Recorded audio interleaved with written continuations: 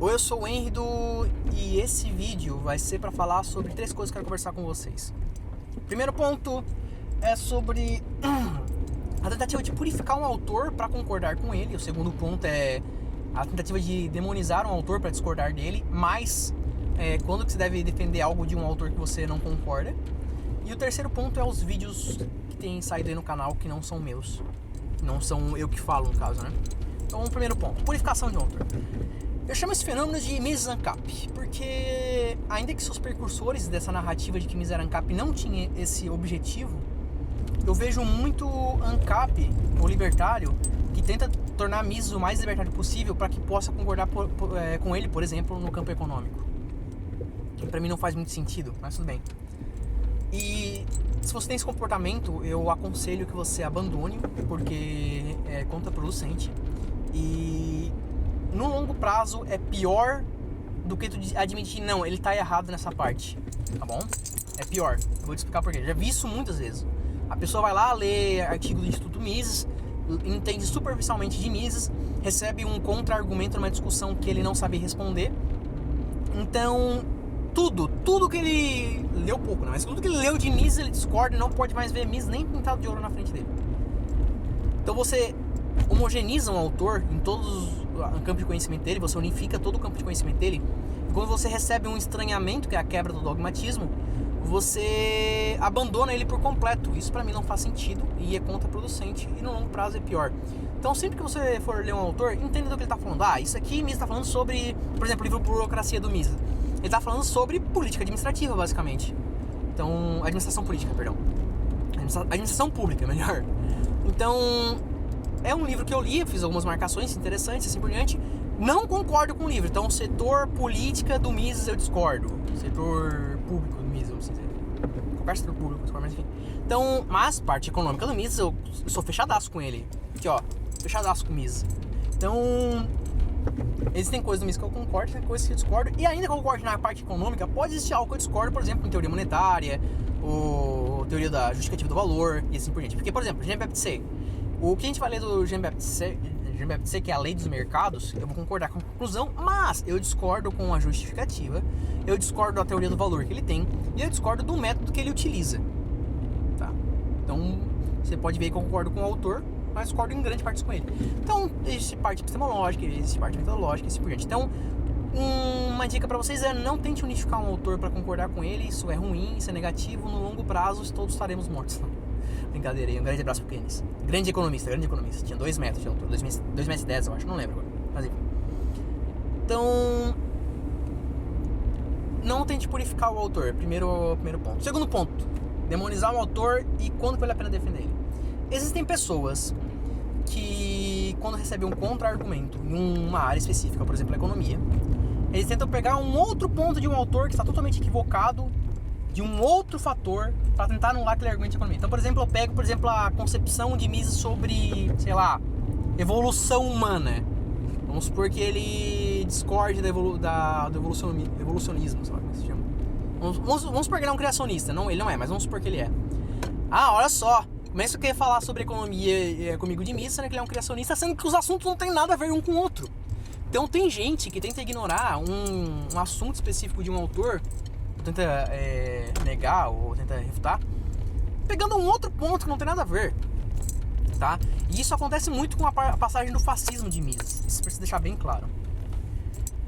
Então tentar demonizar um autor é muito comum, e justamente para esse ponto, tá? É muito comum para esse ponto. Não tô dizendo que toda vez que você demoniza um autor é para isso, mas é muito comum para esse ponto.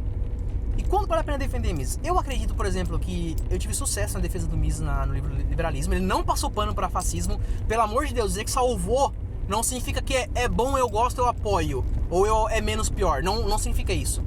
Eu posso dizer, por exemplo, objetivamente, que um cara assassinou uma outra pessoa, e essa outra pessoa que assassinou ia fraudar um outro indivíduo financeiramente e dizer, olha, esse assassino salvou aquela pessoa.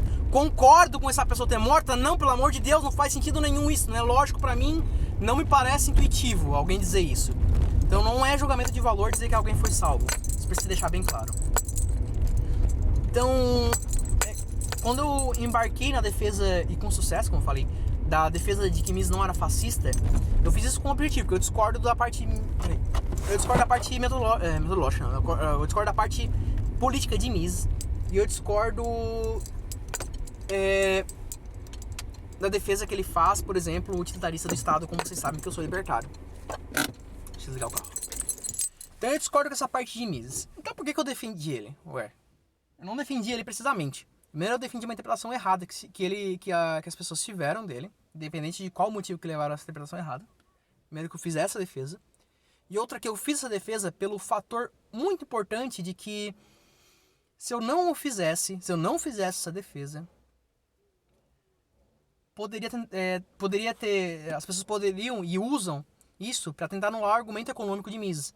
Ah, beleza, Mises aqui falseou o socialismo no parte econômico, mas olha só, ele é fascista, hein? Ele é fascista, então não dá pra considerar o que ele tá falando como verdadeiro. Então, eu acredito que vale a pena defender o autor nesses pontos. Quando as pessoas tentam... Isso, claro, defender quando se a defesa está correta, porque realmente Mises não passou pano. Então, não tô tentando criar interpretações fora do comum para chegar na conclusão de que ele não passou pano. Se algum autor falou alguma coisa sobre algo abominável, e é verdade, e você entende que é verdade, e você concorda que é verdade, então diga precisamente, eu discordo desse autor nessa parte, porém, esse fator não tem nada a ver com a discussão econômica, caso seja uma discussão econômica, não tem nada a ver com a discussão econômica, então eu não entendo qual é o motivo de você estar fazendo esse ponto. Então seja claro, não tente criar malabarismo, que é complicadíssimo. Só defenda se você realmente estiver certo do que você está falando. Eu tomei um sorvete, eu não tô sentindo meio a boca, por isso que eu tô falando rápido e meio que gaguejando. Então vamos lá. Então, pra mim, esse é o momento que vale a pena defender um autor sobre um assunto que você discorda dele. Tá? Quando, a tua defesa é uma defesa honesta e tá certa. E 2, quando essa defesa ela é necessária porque alguém tá tentando anular um argumento que não tem nada a ver com o assunto que você está discutindo. Então você chega e você diz, primeiro ponto, esse argumento não tem nada a ver com o lado econômico, né, no caso do fascismo do Mises. Então ele não passou pano de forma alguma, mas ele ter passado pano não tem nada a ver com o lado econômico, um argumento econômico. Isso é bem importante destacar. E segundo ponto, você está errado. By the way, você está errado. Tá? Então, para mim, esse é o esse ponto principal que eu queria conversar com vocês. Qual é o terceiro ponto mesmo? Tá, dos vídeos do canal. Gente, eu tô postando vídeo de outras pessoas aqui no canal. Concordo 100% com o que as pessoas falam? Não, tá? Não existe Henry do epicentro e Henry do órbitas. Tá? Não existe isso. Se o distributista cristão resolvesse fazer um conteúdo que eu acho válido, honesto, sincero e é uma crítica interessante, e falasse, Henry, coloque no seu canal, e eu não, realmente é uma crítica interessante, eu vou colocar, posso até fazer um vídeo de resposta depois, mas coloco com todo amor e carinho, e a corzinha dele do origami vai ser laranja. Em homenagem ali ao distributivismo. Então, eu não concordo 100% com o que as pessoas estão colocando aqui. Ou concordo, eu tô dizendo que não é só porque tá aqui no meu canal, é porque eu concordo, tá? Esse é o argumento, tem que desenhar bem certinho. Então pode ter coisas que sejam comentadas que eu acho interessante, que é uma discussão importante, que eu discordo. E que às vezes eu nem faça vídeo resposta, ou nem responda, ou nem faça comentário. E pode ter coisas que eu concordo 100%, tá bom? Coisas que eu concordo 100% e eu ainda assim posso mudar de ideia ao longo da vida. É o que eu posto falando e o que eu afirmo. E ainda assim eu posso, novamente, mudar ao longo da vida. Então, só pra deixar bem claro esse ponto, tanto é que se eu concordo com 100% do que está sendo postado aqui, por dedução, se eu fizesse um vídeo resposta, eu teria que concordar com o cara que eu tô expondo o argumento dele, não faz sentido algum. Então, postar aqui não é sinônimo de eu concordo, eu assino embaixo, e é isso aí. Eu já falei isso no meu vídeo indicando canais. Tô falando desse vídeo tô falando nesse vídeo, que é sobre os vídeos que eu tô postando aqui, que não são meus, que não são da minha autoria. Mas posto aqui, porque eu acho uma discussão relevante. Claro, não vou postar nada absurdo, como por exemplo terraplanismo, ou desenvolvimentismo, ou marxismo, não, brincadeira. Enfim, a não ser que seja realmente importante, aí que seja um fator interessante, uma discussão. Então, por exemplo, um novo olhar sobre Marx que talvez corrobore, por exemplo, com uma discussão do valor, por exemplo. Que seja um argumento forte. Eu trago aqui, se alguém me mandar, trago aqui, às vezes faço vídeo de resposta, importante que nem eu falei. Então, eu queria conversar esses 3 pontos com vocês. Como desliguei o carro, tô passando calor, porque aqui tá muito quente. E é isso aí. Queria conversar com vocês sobre esses 3 pontos. Então, primeiro ponto, sobre a necessidade de purificar um autor para concordar com ele. Então, não façam isso. Segundo ponto, demonizar um autor para discordar 100% dele. Entendam que um autor falar uma coisa sobre um assunto X não tem nada a ver com um assunto Z, se são categorias de conhecimento separadas, tá bom? E terceiro ponto é sobre os vídeos que estão aqui no canal. E é isso aí. Deixa eu ver se tem mais uma coisa pra comentar pra vocês. Ah, tá. Live leitura. Perguntaram pra mim onde tá a live que não tá salva no canal. Eu botei na comunidade, mas eu repito aqui pra vocês. Ela vai ficar no Discord. Ela não vai ficar no canal pra não ficar muito cheio o canal. Ela vai ficar no Discord lá na hashtag lives. Então acesse lá o hashtag lives, que vai estar lá as lives sobre as leituras.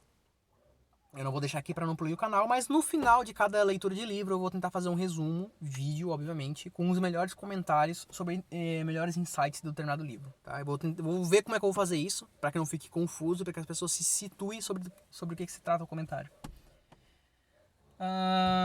Tô pensando seriamente em sexta-feira fazer mais uma live leitura de um outro livro, do ficaria segunda, quinta e sexta. Segunda, Fundamento Último da Ciência Econômica, que é o que a gente está lendo agora. Quinta, Tratado da Economia Política, que é o do Jean-Baptiste. E terça, eu até falei no Discord, mas ninguém tem a tradução do The Fear of Money and Credit, então ficaria muito exclusivo para quem sabe inglês, então não acho que seria legal. E sexta, falar sobre desestatização do dinheiro, principalmente com a alta do Bitcoin aí. Tô pensando em trazer esses três lives leituras, vou ver como é que vai ficar, se vai ficar legal. Tô chegando em casa agora, obviamente. Vou fazer os destaques para a leitura de amanhã, pros pontos que eu acho que são interessantes, porque eu não tinha marcado o Jean-Baptiste até agora, porque aquele livro que eu comprei para consulta, porque eu já tinha lido o Jean-Baptiste há um tempinho, mas tô relendo ele agora. Então é isso aí. Deixa eu ver se tem mais alguma coisa. Acho que é só isso mesmo, galera. Então, por hoje é só. Um grande abraço e até mais.